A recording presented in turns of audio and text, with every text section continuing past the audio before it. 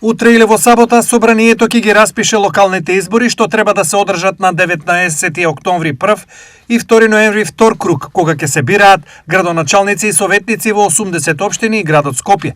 Според бројот на учесници изборната администрација, вклучувајќи ги и вработените во Државната изборна комисија, локалните избори се најголеми и најмасовни.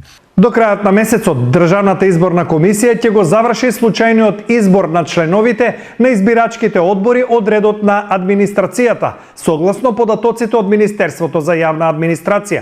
За 3500 избирачки места треба да бидат избрани 21.000 лица од администрацијата кои ќе бидат во избирачките одбори, кои во текот на септември ќе поминат комплетна обука за спроведување на изборите и ќе им бидат поделени прирачници.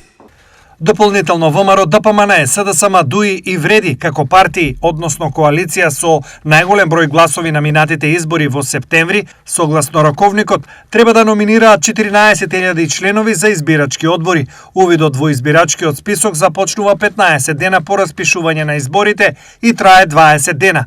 Ова е период во кој избирачите со право на глас, односно оние со наполните 18 години, ќе може да ги проверат своите податоци во избирачкиот список и доколку имаат забелешки и барања за корекции, да ги достават до Државната изборна комисија електронски или до подрачните канцеларии на комисијата.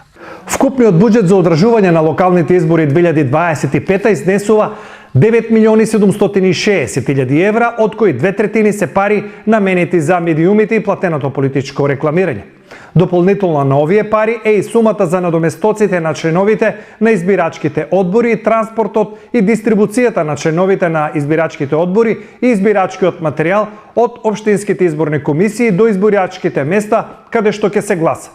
Карактеристично исто така за овие избори е што диаспората нема да може да гласа, а ако некој од македонските државини сака да го искористи своето право, тоа ќе може да го направи само доколку допатува во земјата.